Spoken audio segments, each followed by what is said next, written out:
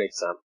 So if I start off with, we'll have this, the agenda would be the small introduction about myself and you, and I'll tell a brief note on how you need to approach CISA questions, and we'll be discussing domain 1 to 5 questions and how we need to think like an IS auditor. That will be going in line with the 1 to 5 domain questions that we are discussing. That will be in parallel, and a final Q&A will be like for you all to openly ask some questions regarding CISA. That is the end of the session. So the introduction about myself is that my name is Krishnan Ramani. I think some of you would have seen me in LinkedIn. So I'm an information security and an IT audit expert with a total of 13 years experience into IT auditing, information security domain, out of which 8 years is squarely dedicated. I have a wide variety of experience in IT audits, IT security, GRC, ITGC, and IT strategy, security strategy. So my certifications are CISSP, CISA, for which I was a chapter rank holder, a first rank holder, and CEH, which is the Certified Ethical Hacking version 10, and I'm a Lean Six Sigma Black Belt certified, and I have done business analytics, and I'm also into certified cybercrime intervening officer. So let us start with this thought process, like why we are coming for CISA. Like, let me pause here for a moment. So why, what is the objective? So there is a practical relevance, right? So every detail given in the CRM book, which is the CISA review manual, there is a practical relevance for you to do, and while you are working as an IS auditor or an IT auditor, even when you're working as an ITGC person, which is the general controls, and any line of defense from TRM or TRC, technology risk management and everything.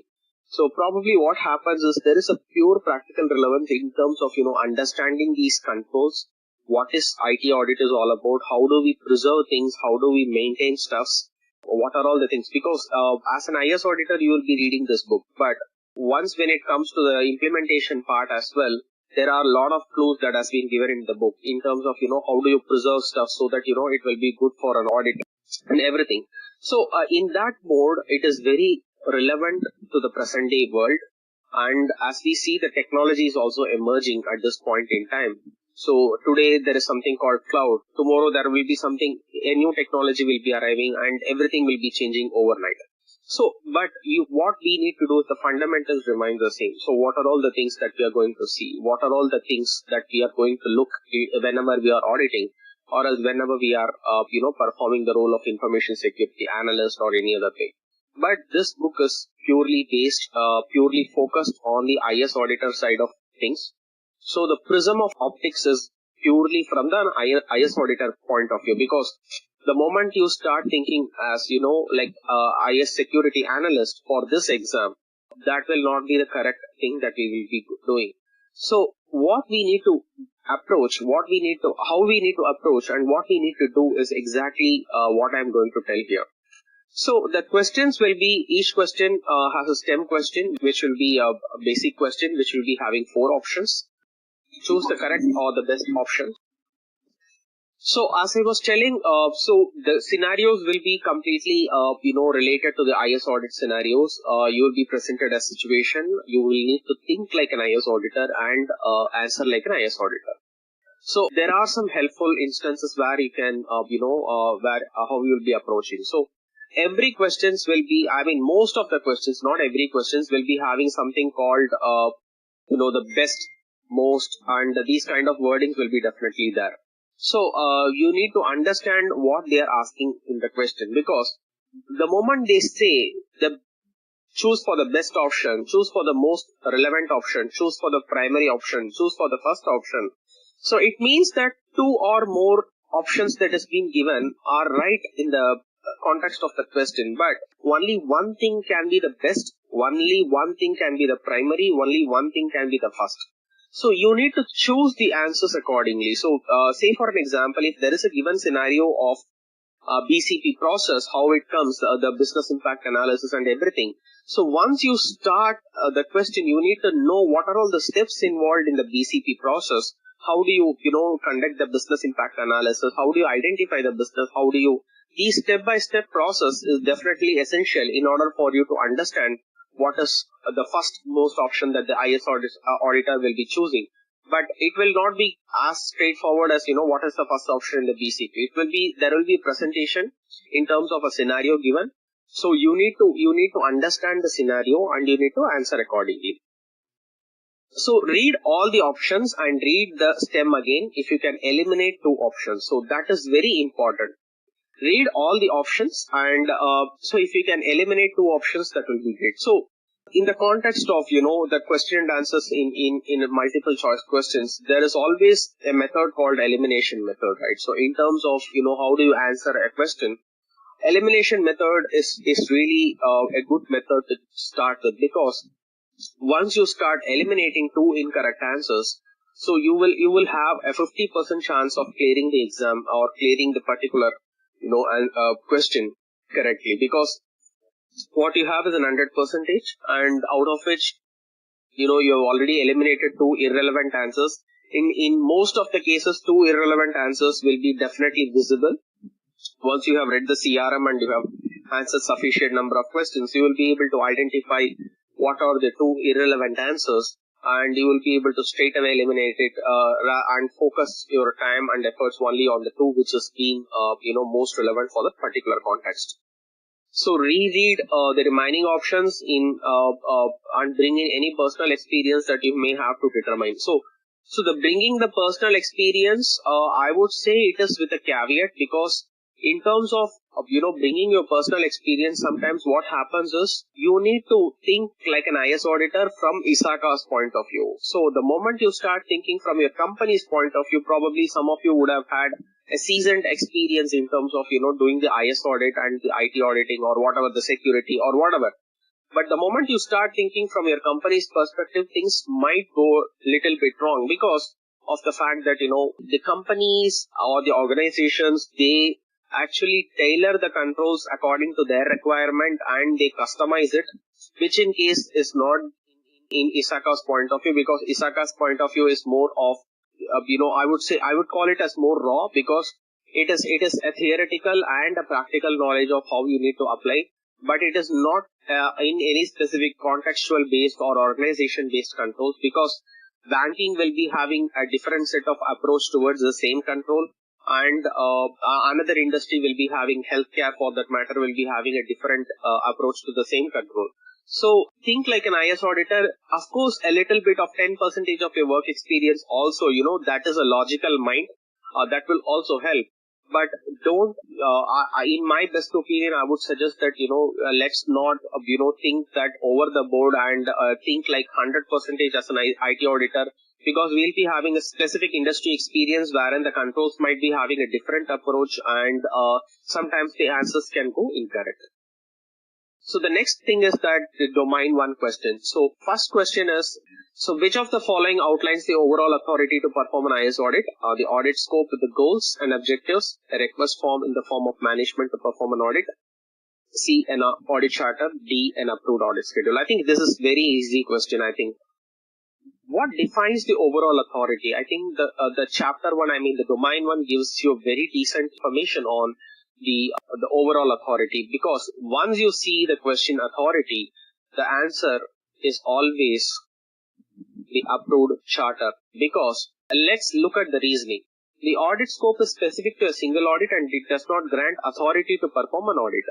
B, the request form management to perform an audit is not sufficient because it relates to specific audit. The approved audit charter outlines the auditor's responsibility, authority and accountability. So as I told, this is the only document which gives you an end-to-end perspective on what it is for an auditor, why the auditor is there, what is the authority that the auditor is having, what are all the things that the auditor can do. So everything is given or entitled in one document. That is the reason we need to have selected option C. The approved audit schedule does not grant the authority. The whole point is why this was a very easy question, but again, so the point of this question is to give you a perspective on what you need to look into a question. So when you start looking into a question, so let me tell you what is very important. If you see over here, So the overall authority over here, right? I mean, that is the key word, because every question even in the exam will be having some kind of a key word that defines the answer correctly. Because as I told, you need to eliminate two things. So in this, I will be eliminating a request form, which is definitely not an overall authority, and an approved audit schedule. Audit schedule is only in terms of, what is the timeline that they are going to work on, when they are going to carry on the planning work, when they are going to carry on the field work, when the reporting is going to be done, what is the timeline for remediation and all those stuff. But in terms of a request form, that is in terms of, just defining the management is going to, look out for, and a kind of a permission letter or something of that sort. But the two options, again, as I told, the closest that relates to this question will be the option A and option C, because once I say that, option A, but again, as I told, the overall authority is the word that defines in terms of, what is going to be primary thing that you're going to look out for over here. So the next question. So in performing a risk-based audit, which risk assessment is completed first by an IS auditor? So detection risk assessment, control risk assessment, inherent risk assessment, and fraud risk assessment. So again, the question is very clear in terms of, what an IS auditor, which risk assessment comes in the first. Okay, let's look at the correct answer now. So the correct answer is actually inherent risk assessment. So why inherent risk assessment is important? So let us look at the reasons over here. So detection risk assessment is performed only after the inherent risk. So as again I told, the stepwise answer is very important, right? What is the first? What is the first? So you need to know which is going to come in the first order, which is going to come in the second order. Okay, so the detection risk assessment is performed only after the inherent risk and the control risk assessment have been performed. So definitely this answer can be eliminated. And control risk assessment is performed after the inherent risk assessment has been completed, and it is to determine the level of risk that remains after the controls have been applied. So say for an example, this control risk assessment is right. So it is going to give you kind of, what is left over, right? So even after applying all the controls, what is the risk that is going to, remain?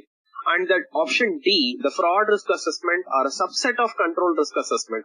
It is important, but again, it is not as important or the first task of the inherent risk, because whenever you take any process for that matter, there will be a form of inherent risk, which has to be taken into consideration before doing anything. Because inherent risk exists independently of an audit and can occur because of the nature of the business. To successfully conduct an audit, it is important to be aware of the related business processes. To perform the audit, an IS auditor needs to understand the business processes. By understanding the business process, an IS auditor better understands the inherent risk. So inherent risk gives you an overall idea. Say for an example, if the IS auditor is performing an inherent risk, an audit in a banking sector, they will be having certain sets of inherent risk according to them. And if they are doing some kind of audits in the health sector, they will be again having some set of, inherent risk in that particular sector. So that is the reason we need to know the inherent risk of that particular industry or the particular business process that they are performing. Then they come into the process of fraud risk or the control risk, which is the second or third option that will be. So again, as I told, the logic behind the question is that to understand which comes first, right? And so also one of the other key things that is very important when you are preparing for the exam, not only from the exam standpoint of view, I would suggest everybody to, so what happens is, once you know the answer is correct, check the reason why you have selected that answer and why it is correct. Because 90% of the time you might have selected an answer for some other reason, but it happens to be coincidentally correct with the ISACA. But what I require everybody to do is that, you need to check the thinking process of ISACA. That is very important in terms of, understanding the concepts. And also, even if you have made the answer correct, I would require you to check, every options available, A, B, C, and D, why it is not correct and why the answer that you have chosen is correct. Even in case if you have not selected the correct answer, please still go and check all these options, why the answer that you have selected is not the correct answer and why the other answer remains the correct option. So this question is again an interesting question. So as an IS auditor is performing a review of an application's control fields, finds a weakness in the software system and could materially impact the application. In this situation, an IS auditor should, again, this is not a question, this is just a statement, right? We need to complete this statement. Disregard these controls weakness because the system software review is beyond the scope of this review. Conduct a detailed system software review and report the control weakness. Include in the report statement that the audit was limited to review the application's control weakness. Review the system software controls as relevant and recommend a detailed system software review. I think everyone is going with the option of B, but sorry to disappoint, the answer is actually D. Before going into the complete detailed review, as given here, the appropriate option would be to review the system software as relevant to the review and recommend a detailed system software review for which an additional resources may be recommended. So the answer might be extremely similar to what B is, but the difference is that you need to know where your scope is going to go and how you're going to plan the audit accordingly. So that is what is the defining moment for answer B and answer B. So again, answer A and answer C is completely irrelevant. You can take it off the radar. Definitely, nobody has given answer A or C. That is a good sign, because as I told, we need to eliminate these two options very clearly in terms of how we are going to understand this whole thing. So which of the following is the most important reason why an audit planning process should be reviewed at a periodic intervals? To plan for a deployment of available audit resources, to consider changes to the risk environment, to provide inputs for the documentation of audit charter, to identify applicable IS standards. So again, the answer is B. Let us look at the explanation that's given over here. So short-term and long-term issues drive the audit planning, can be heavily impacted to the changes in the risk environment. So technologies, business processes of the enterprise. This is well said, right? In terms of the risk environment changes quite dynamically, right, for some businesses. So what might be considered as a risk today might not be risk tomorrow. What might be not considered as a risk today will be a risk tomorrow. So in terms of planning for the document of available resources is determined by the audit assignments plan. The option A is completely not relevant. Again, the option C is, something is a mandate from the top management, right? It is not something, the risk assessment or any kind of things is not going to, planning is not going to have any impact on the audit charter, because it's a top management mandate. And the applicability of IS standards, guidelines and procedures is universal to any audit engagement. It is not specific to any audit and not influenced by the short-term and long-term issues. Again, when I talk about short-term and long-term issues, right? So probably we might be having some IT deployment happening, so which might change the risk posture. And classic example is the COVID, right? So in COVID, people are working from home. The risk environment changes from being in the office space to home space. What are all the risk environment that is going to happen. So if anybody has access to printers, say for an example, a person might be connecting their home printer to their laptop or PC to print some confidential documents. So the risk posture is completely changing. So that is the reason why we need to have planning that needs to be detailed than before the audit. So which of the following is the most effective for implementing control self-assessment within small business unit? Informal peer reviews, facilitated workshops, process flow narratives, data flow diagrams. So say for an example, so I'll tell you the correct answer, which is B. So when we are going, the answer reasoning over here, let me not explain it, but I'll give you a different perspective over here. Out of the four options, actually, I feel that three are actually correct for this particular question, because not at two, but three are correct. But which is the most important when you say is that, the facilitated workshop comes into the mind, because of a very simple fact. Because the control self-assessments are not performed by a seasoned auditor or by a seasoned control people. They are being performed by the business themselves directly to assess how the control posture is there, how the risk posture is, everything. So what happens here is, you need to train them. We have to train them correctly to identify what they are supposed to do, how they are supposed to check for control weakness, and how they are going to report it. And that is by far the most effective way. But again, the process flow diagrams is important. While doing the facilitated workshops, there will be process flow diagrams and data flow diagrams and narratives. These things are very important in terms of, to give more added perspective. But again, that is not the only thing that is required over here. What we require over here is in terms of, identifying the most best option. So the next question, right? So which of the following would an IS auditor perform the first when planning an IS audit? Define the audit deliverables, finalize the scope and the audit objectives, gain an understanding of business objectives and purpose, develop the audit approach or the strategy. The C is correct answer, gain an understanding of business objectives and purpose. So the reason is very simple, right? So what we need to understand in terms of business mission, objectives, purpose, which in turn is, identifies to the policy, standards, guidelines, procedures, everything, right?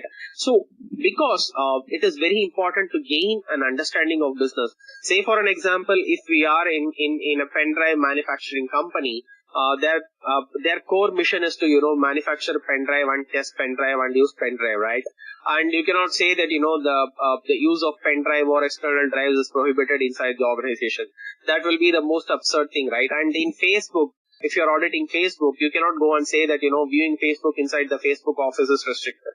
Of course, it can be limited, to view and, to view your personal account. But it will be so absurd when we say all these things inside the office that they are trying to work on, right?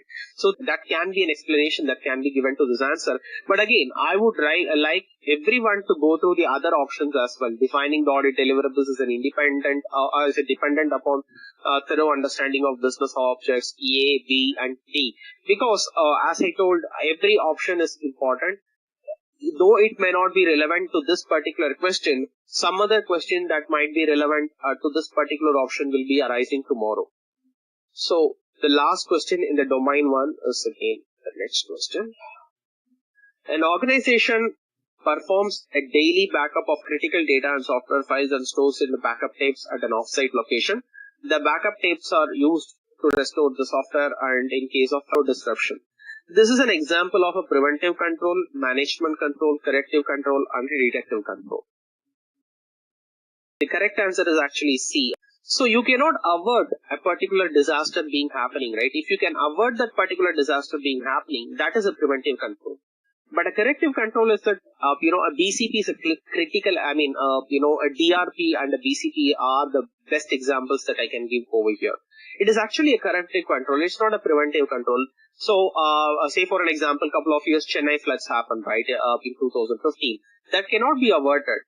And the pandemic, right now we are in pandemic, that cannot be averted. But what we can do is a corrective control and more, approach towards it. So as the answer outlines over here, A, preventive controls are those that avert the problems before they arise. Backup tapes cannot be used to prevent damages for the files and therefore cannot be classified as a preventive control. Management controls modify and processing systems, which is completely irrelevant to this context. C, a corrective control helps to correct or minimize the impact of a problem. Backup tapes are such. So detective controls, again, that is not completely relevant to this answer, which is going to only help in terms of, detecting a problem after it has arisen. So detective controls can be an auditing. Auditing is a detective control. Best detecting control is an auditing.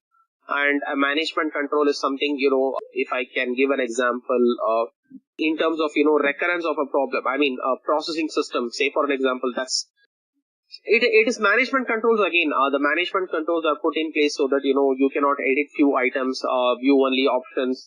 And those kind of controls are also called as a management control, that is to, repeat the occurrence of a problem so that, nobody, even touches something so that it doesn't go wrong again. Okay, so this is the end of domain 1. So now we are going into the domain 2. So now we are able to see the domain 2 first question, right? So in order for the management to effectively monitor and compliance of the processes, applications, which of the following would be the most ideal? A central document repository, a knowledge management system, a dashboard, and a benchmarking. So the correct answer is C, dashboard.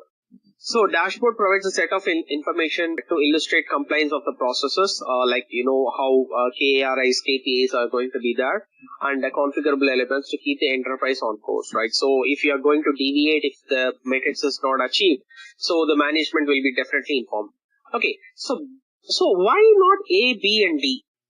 Any perspective again that is given over here, right? I mean, in terms of benchmarking, option D, it provides an information to help the management to adapt the organization in timely manner according to the trends and the environment. So what the other organization is doing. So if I'm in a big four organization, so what my peers are, I mean, what my competitors are doing, EY, Deloitte, KPMG, and PwC, what they are going to do, and that will be the context in which I'll be benchmarking on, right? So.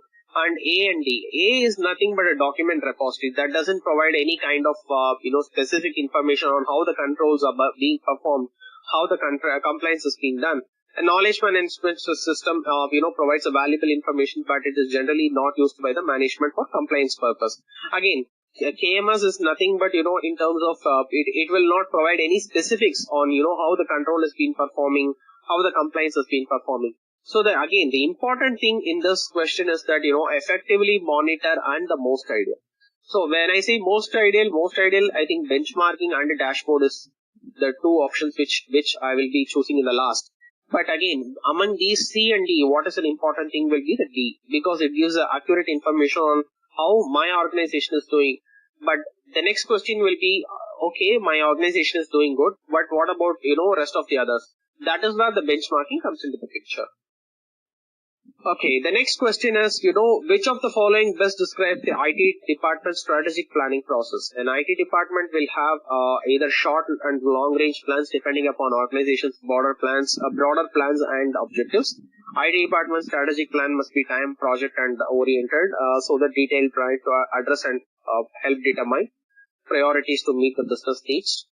Long-range planning for IT department should recognize the organizational goals, technological advances, and regulatory requirements. And D will be, short-range planning for the IT department does not need to be integrated to the short-range plans of the organization, since technological advances will drive the IT organization's plans much quicker than the organization plans. I think this is a little bit complicated questions, but the answer is very, very simple. So in order for this to understand, the correct answer is of course C. So in order for you to understand this particular question, you need to understand two things over here. You need to understand what is a strategic planning refers to. A strategic planning is always a long-term plan, which is more than, it has been more than 1 year and, derived for 5 years. So that is a strategic planning. There is always a tactical planning. Tactical planning refers to what you are going to achieve in 1 year. And operational planning, it is anything below 1 year. I mean, for a few months, for a few quarters, that is going to be an operational planning. So what happens here is the question specifically asked about strategic planning. In that context, option A or B is, going to be, definitely eliminated, because option A talks about short and long range. Short-term plans are either going to be operational or tactical plans, which is not in this context of this question. And again, D is again eliminated because of the short-range planning, because short-range planning is again going to be only there for the operational and tactical and not for the strategic. So the only answer that remains in this question will be a long-range planning, which should always emphasize on organizational goals, technological advancement, and regulatory requirements. So that is in terms with this correct answer. Again, you need to understand one thing before answering a question. Whenever you have a question, try to understand which domain they are coming in primarily. There might be a situation of 2 or 3 domains culminating in one question itself, but there will be a primary essence of one domain which will be focused. In this particular question, the domain focus is only, of course, it is domain 2 and the focus is domain 2. The domain 2 focuses only on one bang-on agenda. That is, in terms of, organization goals, organization's missions, organization's thing. So everything that the IT revolves, IT cannot work as a silo, right? It cannot work as a silo. Say for an example, if your organization is selling vegetables and fruits, your IT organization cannot talk about implementing a cloud for clients, right? So that is not going to happen. So that is not the way the business runs, right? Your optimization should run in terms of how your organization is going to sell your fruits and vegetables. Like they will be in organic business. So how an IT acts as an enabler. So IT is only an enabler of the organization. It is not something which is completely driving the organization. The business priorities are completely different from what IT priorities are. So we need to align our IT priorities so that the organizational goals, technological advancement, and even the regulatory requirements are complied with. So the most important responsibility of data security officer in an organization is A. Recommending and monitoring data security policies. B. Promoting security awareness within the organization. Establishing IT procedures for IT security policies. Administering physical and logical access controls. The answer is A. But when I come to this question, this is again a tricky question, because the the question outlines the most important, right? So when we say most important, there is always considered that, there are two options which is correct, two or more options which is correct for these questions. But in terms of, B, C and D, why it is not correct is that, B, anybody can in the organization can do the security awareness. And it is not the only responsibility of the data security officer, though it might be a responsibility, but it is not the only responsibility. And C and D, they are all more of, establishing procedures, right? Establishing procedures anybody can do in an IT organization. And administering and physical and logical access control, again, specific to the application. Say for an example, if they are administering the SAP, if they are administering the Oracle, the specific team related to the SAP or the Oracle will administer these controls and not the data security officer.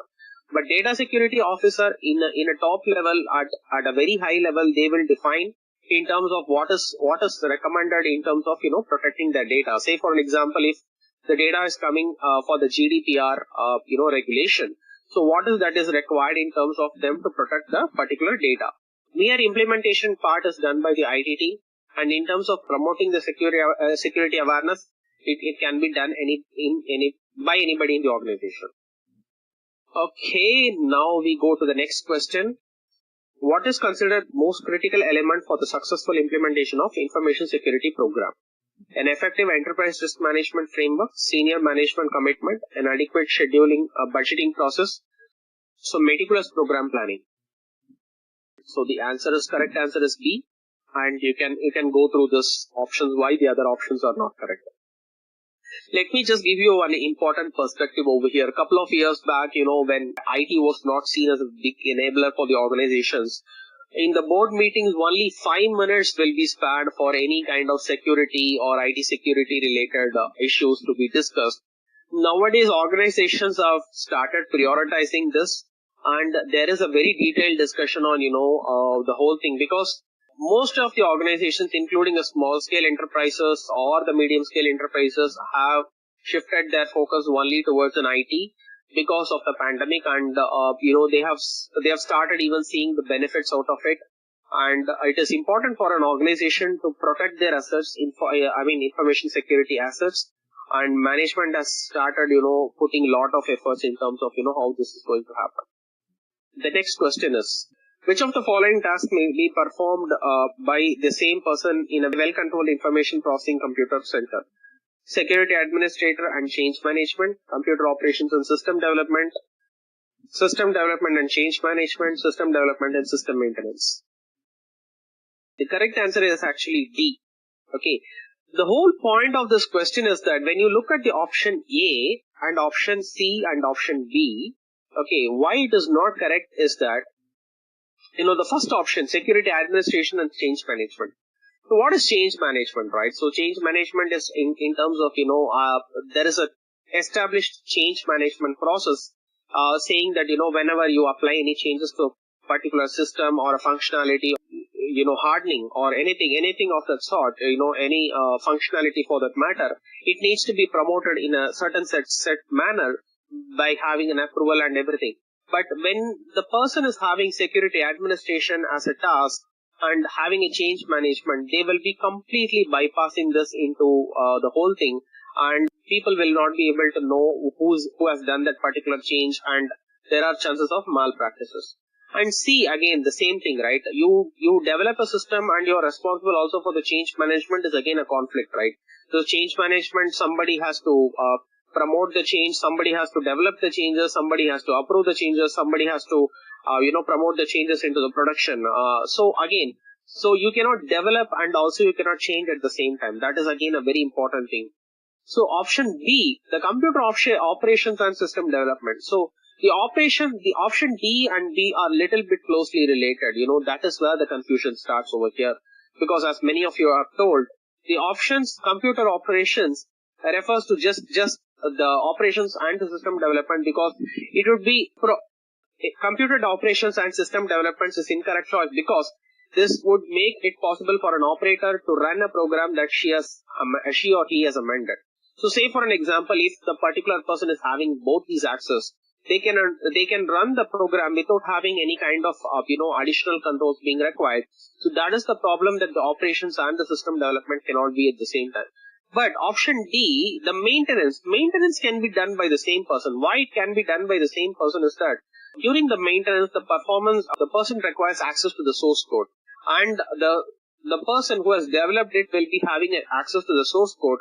That is why in the production they can, okay, and that is the reason they can promote these things into maintenance as well as system development at the same place. But again, this is a very tricky question. Exam question can be similar to this one. And the domain 2, the next question is, which of the following is most critical control over database administration? This is the DBA, approval of DBA activities, segregation of duties in regard to the rights and access, granting and revoking of access logs and review of access logs and activities, review of use of database tools. So the correct answer is option B. So why it is important for a DBA to do this SOD conflicting rather than any of these three is that other three option does not reduce the risk, right? This is the only preventative control that I can apply, right? So as an auditor, when I am coming and seeing the process and saying that the DBA is reviewing the logs, the DBA is using the database files, the DBA is using approval activities, everything is fine. But does he or she deliver on the fundamental issue in the segregation of duties? That is what will be my auditor's question. This is where it is very important, because as an IAS auditor, you need to think and deliver the answer. Because if you are thinking as a security analyst, this was a typical security mind question and answer. Okay, I understand from Guru's perspective, he is right. But as an auditor, you need to think from the other side of the table, how an auditor will approach this. That is where this question is going to be answered. You can just read the A, C and D, right? Why they are not correct. So approval of a database administration activities does not prevent the combination of conflicting things. Okay. And if C option is if DBA activities are improperly approved, a review of access would be, again, that may not be reducing the risk. Say for an example, if you have fundamentally approved the access of some person incorrectly, though you may be monitoring his or her activities, but the problem is that it will not be addressed because you have already done something wrong in the first place. And you cannot correct it just by monitoring or taking actions of that. And reviewing of the use of database tools does not reduce the risk because it is only a detective tool. It is only a detective tool. It's not a preventive or any other conflicting combination. It will not prevent any conflicting combination. In a small organization where a segregation of duties is not practical, an employee performs the function of computer operator and application programmer. Which of the following controls should the IAS auditor recommend? Automated logging of changes and development libraries, additional staff to provide SOD, procedures that verify only approved program changes are implemented, access controls to prevent operator from making program modifications. Again, this is one of our trickiest questions. The whole point is that, whenever you see some questions relating to the organization size, even in the exam, make it very clear that, the answer might be dependent upon the size of the organization. If you are a large organization like, Google or Apple or Facebook, you can do any of these things, right? B can be done, A can be done. Of course, D is something, that also can be considered. But it is a small organization, only a programmer is dependent upon an operator, performing the multiple tasks. what an IS auditor would recommend will be very, very simple in terms of, preventing, procedures that, that exist at least in paper, to say that, only the approved program changes are implemented. Because whenever we see, any size relating to the any question relating to the organization size, the answers will be highly dependent on the size of the organization. What might be the best fitment for a large size organization may not be the best fitment for a mid-size and a small size organization. So we need to be very careful in choosing the answer, because two or more options will look extremely correct, because the size of the organization is going to be very dependent on a particular question. We are end of domain 2 and we'll be having 3 more domains to cover. So the next question is from domain 3. To assist in testing an essential banking system being acquired, an organization has been provided the vendor with sensitive data from its existing production system. As an IS auditor, the primary concern that the data should be what? A. Sanitized, B. Complete, C. Representative, and D. Current. Whenever an asset goes out, even if an asset is sunsetting, if a technology asset decommissioning is happening, the sanitization part is an important thing, right? You don't want the data or the production data to be visible to others whenever they are doing the testing, which might give some opinions about how the organization is working and what are all the data that the organization is having. So it is important that, we definitely should be opting for A, because it is very important. And test data should be sanitized to prevent sensitive data from leaking to unauthorized persons. All the other 3 options, though it may seem little bit relevant, but it is completely not relevant. It is completely incorrect. Which of the following is the primary purpose for conducting parallel testing? To determine whether the system is cost effective, to enable comprehensive unit and system testing, to highlight the errors in the program interfaces with the files, to ensure the new system meets the user requirements. It's very simple, right? The answer is D. Let me put a perspective over here. So when we have two systems, say for an example, we have a Tally system that's running currently my accounts of accounting things, and we are going to implement SAP, right? So Tally is perfect for my organization, but my organization is going into a billion and a trillion organization. I wish it could. And the whole thing is that, right? So in terms with, if the new system is being implemented, is everything is being aligned, and is everything is as per the requirement, is everything working as it was working in Tally? That is the primary thing that I will be looking at it, right? So that is the reason that we are going with the option D. The purpose of the parallel testing is to ensure that the implementation of new system will meet the user requirements. It can be identified in the UAT testing itself, but the parallel testing gives you an idea, both the systems are running in parallel with each other. It will give a fair enough understanding on, how the new system is working. In case if there are any deficiencies in the new system compared to the old system, how it can be fixed and stuff like that. See, all the other testings, unit and system testings are completed before the parallel testing. Program interfaces with the files are tested for errors during the system testing itself and not in the parallel testing, because parallel testing, happens at the last stage during the implementation stage, and it's not at the first stage. When conducting a review of the business re-engineering process, an IS auditor found that an important preventive control had been removed. In this case, an IS auditor should A. Inform the management of the finding and determine whether the management is willing to accept the risk potential. B. Determine if a detective control has been replaced the preventive control during the process. And C. Recommended that all the controls procedures have existed before the process was re-engineered and included in the new process. Develop continuous audit approach and to monitor the effects of removal of the preventive control. Whatever happens, when you stumble upon something that is not, what is as expected, you are supposed to inform the management then and now. Then look for the other alternatives or other remedial measures, because the management needs to be informed that there is a risk and whether they are willing to accept this risk of not having a preventive control in place. So in this case, that's a classic example. And if you see here, the existence of a detective control instead of a preventive control usually increases the risk that the management increases the risk that the material problem may occur. So, say for an example, if there is also a detective control, that is should be in place. There is a high probability that the particular process is prone to having some kind of a control issues, and the preventive control that has been removed. So that is the reason you need to just inform the management at the first, and then look for other options. Is it clear? Okay, let me go to the next question, which is. Which of the following would be considered as the most serious in an enterprise resource planning software used by financial organization? Access controls have not been reviewed, limited documentation is available, 2-year backup tapes have not been replaced, database backups are performed once a day. Give you the correct answer, which is A, and you can see the explanation. When auditing the requirements phase of a software acquisition, an IS auditor should assess the responsibility of the project timetable, assess the vendor's proposed quality processes, ensure that the best software package is acquired, review the completeness of the specification. The review of the completeness of the specifications. Whenever you talk about requirements, there is a specification, right? So that is what the answer talks about. The purpose of the requirements phase is to specify the functionality of the proposed system. Therefore, an IS auditor would concentrate more on the completeness of the specification. Assessing vendor quality process would come after the requirements. So, you have analyzed the requirements. Then you are going for the vendor.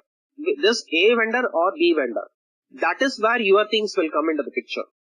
Analyzing the organization's ability, whether they are able to support, whether they are a big organization like a Microsoft or Oracle, or they are a small organization like something happening out of somewhere in the world, whether they are able to fulfill the obligations, whether the quality process is good, and everything.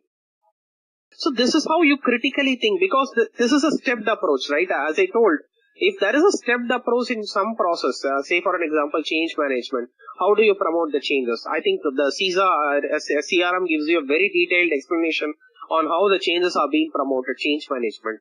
And how, RFP is raised. In the domain 3, it talks about the RFPs, how a software is being acquired, how off the shelf software is being acquired, how the requirements are built, how the requisition for proposal is built. So these kind of things are phased approaches, and you have to bound the answer only to the phased approaches. So the next question is, an organization decides to purchase a software package instead of developing it. In such case, the design and development phases of a traditional software development cycle would be replaced with selection and configuration phases, feasibility and requirements phases, implementation and testing phases. Nothing as replacement is not required. It's a very simple question. Just now I told about the steps involved, right? This question, the option A is the correct answer, because of the fact that, the design element is taken out. It is, instead of developing it, you're going to buy outside, right? So what happens is the selection and the configuration phases come into the picture. Feasibility and the requirements comes only in terms of design requirements. So, if you see the answer reasoning over here, with a purchased package software, design and development phases of a traditional life cycle have become replaceable with selection and configuration phases. A request for proposal form, which is the RFP I was talking about, form the supplier package good is called for, evaluated against the predefined criteria for selection before a decision is made to purchase the software. Thereafter, the configuration is to meet with the organization's requirement. If you take the option B, the other phases of the system development SDLC, such as feasibility study, requirements definition, implementation, and post-implementation remain unaltered. Because it is very simple. So you're not going to define any requirements. Say for an example, if I'm going to Subway, I'm going to say very clearly that, you need to put me these toppings like jalapenos. I don't want to trigger any kind of hunger mood over here, but I'm just telling for an example over here, because this is as simple as going to a Subway versus McDonald's, right? So if I go to Subway, I customize my bread along with my the toppings that I require. These are the sausages, these are the toppings that I require. But if I go to a McD, that is very clear that they have a predefined elements, and among the predefined things, what is closely matching with my requirements, I need to choose. Probably I can customize it. I can say that, please don't add mushrooms. I don't like mushrooms. I can say that. That is to do the configuration part. But again, I cannot completely design some new product and the requirements and the feasibility, everything is being taken off the shelf. Which of the following procedures should be implemented to help to ensure completeness of inbound transactions via electronic data interchange? I think the EDI topic you will be seeing quite a lot in the CRM as well as sometimes in the exams as well. So this is a hint. So segment counts to built-in transactions set earlier. A log of number of messages received periodically verified at the transaction originator. An electronic audit trail of accountability and tracking.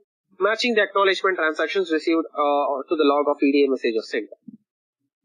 The EDA is one of my favorite topics, I would say, because like while I was studying for the exams, I did a very hard work to understand this EDA concept. So all the other options, if you see one way or the other, talks about some form of auditing methodologies, right? An acknowledgement of transactions received. Acknowledgement of transactions is, just to verify whether it has been originated or to check the origination of that particular transaction. An electronic audit trail is an accountability and tracking. Yes, of course, it tracks the audit trail, account for auditability, for accountability and tracking. But none of the options are actually close to A because A is the correct answer. Controls total built into the trailer record of each transactions or each segment is the only option that will ensure that individual transactions sent are received complete. So, electronic data interchange is one concept that you need to be very, very familiar with because EDI is being used at every ERP, everything that you see in the current system. Because if one system is talking, say for an example, if SMAT is talking to Oracle or JD Edwards or any other things for that matter, they are talking in the language of EDI with an XML file. So each transaction that is being sent as an inbound transaction and sent as an outbound transaction from one system to another system, they need to have an individual count and they need to have an individual receipt of transaction. That is the reason, why we need to match it accordingly. Let me move on to the next question. So that ends the domain 3 and we are now into domain 4. So the domain 4 starts, I think the domain 4 is all about the information security assets, right? Different types of information security assets and BCP and DRP, right? So which one of the following provides the best method for determining the level of performance by similar information processing facility environments? User satisfaction, B, goal accomplishment, C, benchmarking, and D, capacity and growth planning. So it is actually the C, benchmarking, because whenever we wanted to ascertain any level of performance, we talked about dashboards. Dashboards gives us what our organization is performing, and in terms of what the other organizations are doing, the best way to identify is to benchmark. Say for an example, I am working in a big four, and I want to ascertain the value of what others are doing, what I am doing compared to others. The only thing that we need to do is the benchmarking, right? So that is very important that we do the benchmarking among our competitors and similar facility environments. Let me move on to the next slide. So which one of the following is the most effective method for IS auditor to use in testing the program change management process? Trace from system generated information to the change management documentation. Examine change management documentation for the evidence of accuracy. Trace from change management documentation to a system generated audit trail. Examine change management documentation for evidence of completeness. So this is a very tricky question again. The correct answer is A, trace from system generated information to the change management documentation. They are talking about most effective method. Okay. In by virtue of saying that most effective method, two options are correct. A and C are extremely correct. Okay. B and D are extremely incorrect because of the fact that, when you check the documentation only, you cannot derive any accuracy out of it, derive any completeness out of it. So B and D, D is a straight elimination. But what happens with the A and C is that when you do it from the documentation perspective and then go to the system audit trial, it is still correct. It is still correct and some of the auditors do still practice that. But what happens is you sometimes miss the perspective out of it. And your mind starts to think, why, a specific thing that we will start thinking, it needs to be there. But when you extract the system generated information and then check with the documentation whether this is the correct way of doing things or wrong or not, then that is the most probable factor you will stumble upon any gaps. So when testing the change management, IS auditor should always start with the system generated evidences, information containing the date and time module last it was updated, and trace it back to the documentation authorizing it. Because see, it is like finding a needle in a haystack, right? So what happens is, for every transaction you need to have an approval. It is not like for every transaction approval whether there is a corresponding system entry or not. Some might have even not been deployed, right? So what happens is the risk of not detecting undocumented changes. That is what is the problem here is. Because whatever is there in the documentation is documented and it is fine. That is the difference between C and A, right? The classification based on the criticality of a software application is a part of IS business activity continuity plan, determined by the nature of the business and the value of the application to the business, replacement cost of the application, vendor support available for the application, associated threats and vulnerabilities of the application. So the correct answer is A. So the nature of the business and the value of the application towards the business, right? So rest of the other options seems little bit irrelevant to this question, right? Replacement cost of the application. So why it is even important, to understand. And the vendor support is not a relevant factor because determining the criticality classification. The associated threats and vulnerabilities will be evaluated only if the application is deemed to be critical to the business. So rest of the other options are not correct. Okay, the next question is, when conducting an audit of a client server database security, the IS auditor should be most concerned about the availability of system utilities, application program generators, system security documentation, access to stored procedures. So the whole point is, availability of what? So the point is, system security documentation, of course it is required. The problem here is that it should be required only for a few specific set of people whom the organization wants to give the access to the documentation. Not every junior level employee cannot have the security documentation in place. And B is completely irrelevant because application program generators, it's not. In the correct shop, actually the correct option is option A. System utilities. System utilities may enable unauthorized changes to be made to the data on a client server model, because if you read the database model very clearly, there are certain system utilities you should not give access to, because the system utilities will bypass the security controls and the access controls, and they will still have the organization, and the person will be still having ability to make some unauthorized changes. People who have read the database security model, I think they will be clear with this answer, because the fundamental thing is that system utilities, say for an example, that is the reason why we do the hardening of the system, right? We will delete access to the unwanted things that is not required as a part of the system. Okay, let me move on to the next question. When reviewing a network used for internet connections, an IS auditor will first examine the what? Validity of the password changes occurrence, architecture of the client server application, network architecture design, firewall protection and proxy servers. So I think unanimously people are answering for C, right? I mean, that is the correct answer as well. Because you need to understand what a network architecture and design is all about, that particular communication, right? Though B may seem little bit relevant to this particular thing, because firewall comes after the whole thing of understanding network architecture, and B is also the second, but it's not as the first important thing. See, I'll tell you the difference between C and D. Understanding the network architecture design is starting point of identifying various layers of the security architecture across the various layers, such as client server application. But in principle, what we need to do is, the first step, we need to understand the network architecture as a whole. Then you go to the client server model, how it is designed. That is how you need to take things. Again, this is a step-based approach, like, how you approach BCP, DRP, and change management. This is again a step-based approach. Data mirroring should be implemented as a recovery strategy when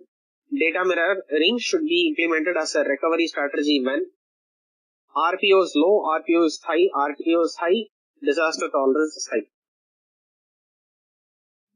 This is a very easy question. If you have understood the concept of RPO or RPO, this is a very easy question. So the correct answer is RPO A, which is low. So recovery point objective is the earliest when in the point in which it is acceptable to recover. So recover the data. In other words, RPO indicates the age of recovered data. And so what happens is the organization cannot afford to lose even a few minutes of data. In such case, data mirroring should be usually used as a recovery strategy. So I think one of the last questions with domain 4 will be, which of the following components of business continuity plan primarily responsible for organizational size department? Developing the business continuity plan, selecting and approving the recovery strategies used for business continuity plan, declaring a disaster, restoring the IT systems and data after disaster. Following components of primarily the responsibility of the organization's IS department, primarily. So when you say the primarily, what is the primarily objective of the IS department in relation with the business continuity plan? To restore the data is very, very important, right? At the end of the day, what is the end game of that? Whenever a disaster struck, okay, the disasters has already struck. Okay, fine. What we are going to do now? Now we are going to temporarily run the business on the other show with the backups and stuff like that, with the skeletal staff, whatever. But maybe the primary objective is that, it is always to restore the IT systems and data after disaster. That is what is the correct answer talks about. You can see the explanation over here. Members of the organization, senior management are primarily responsible for overseeing the development of the business continuity plan and are accountable for the results. So IS team is not responsible for that.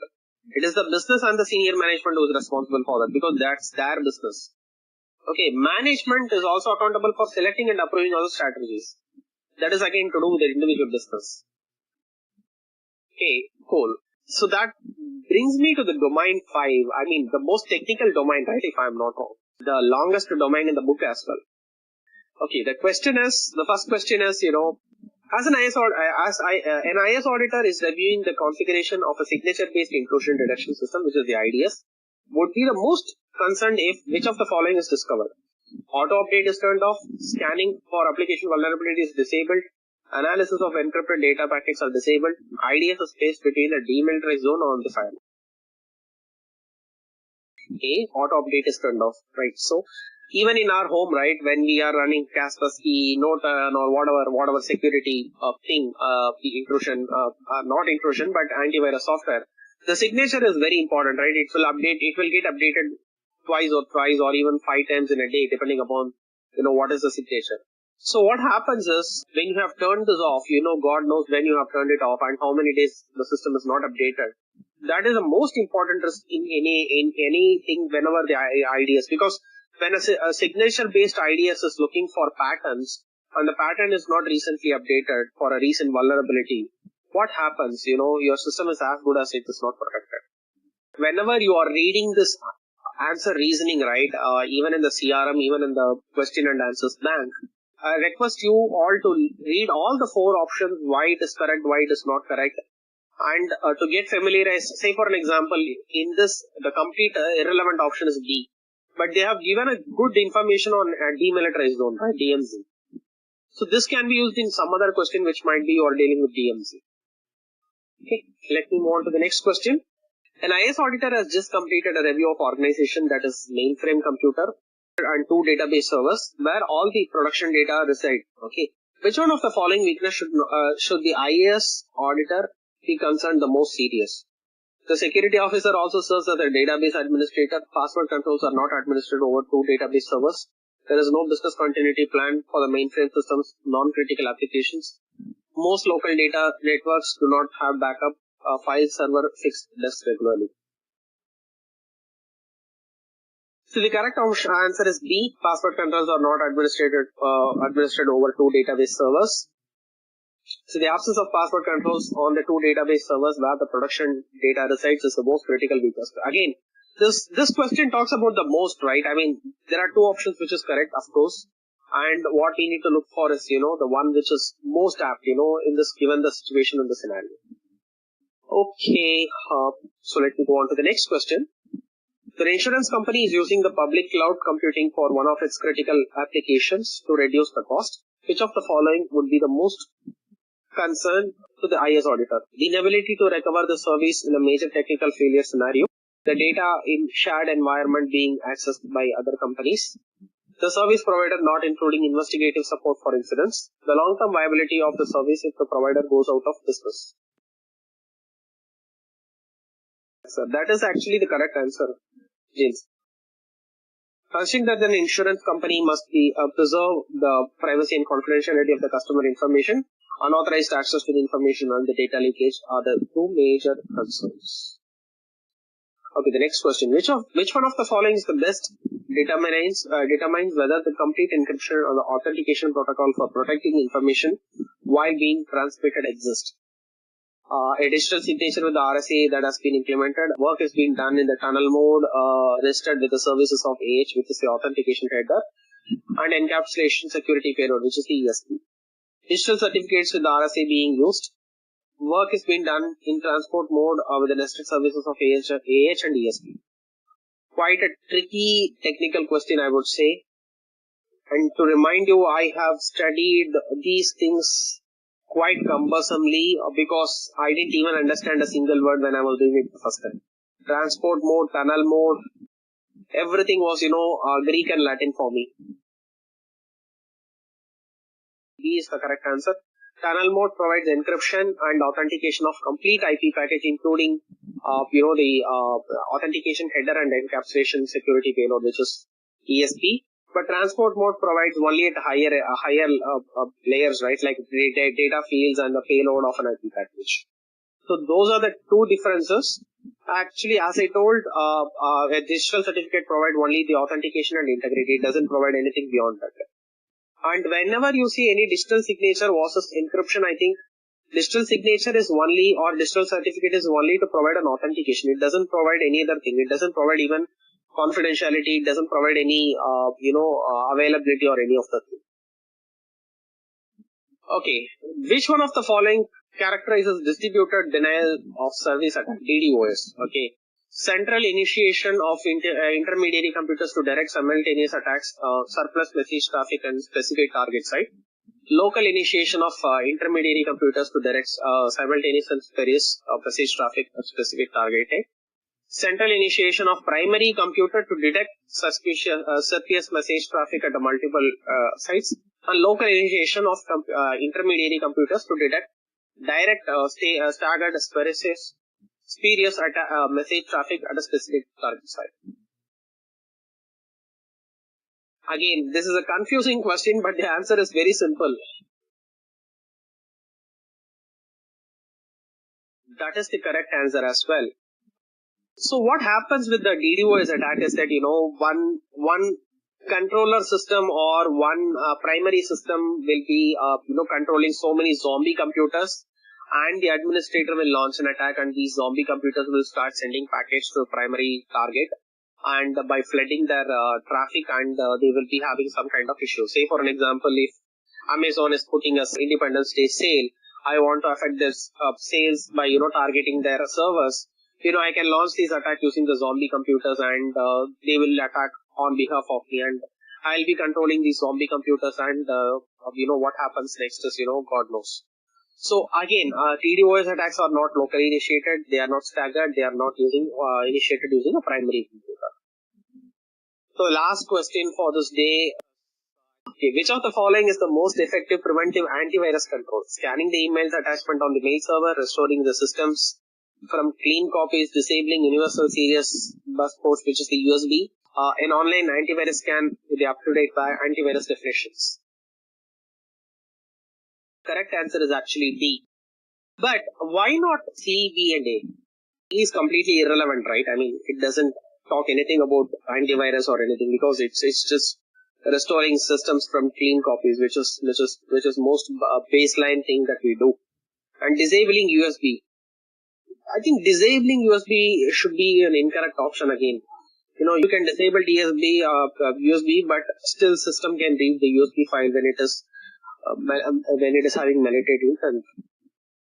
So D would be the most appropriate answer for this one, because of the fact that, so antivirus can be used to prevent virus attacks. By running regular scans, it can also mean detect virus infections that have already been occurred. regular updates of the software is required to ensure it is able to update, detect and threat viruses as they emerge. So again, the important thing that you need to know is that, the signature based system is always, it should be kept up to date. But not a heuristic, not, knowledge based system. Sometimes, you'll be having a conflict between, heuristic and signature based and all those stuffs. You need to be very clear which system talks about what, because some systems like IDPs, which talks about the anomalies, it will not talk about system, signature. It will talk about only the anomalies. Say for an example, these anomalies will be studied for certain dates, so that the regular traffic will be like this, and anything beyond this regular traffic will be flagged as a incorrect traffic or the non-relevant traffic, and it will be quarantined, and it will not be allowed in intrusion detection system, and sometimes it can be prevented from entering our servers as well. So that brings me to the end of this session. Thanks a lot, everybody. I'll wind up the session. Thank you for your patience and listening to me. And it was a very fruitful session. I appreciate.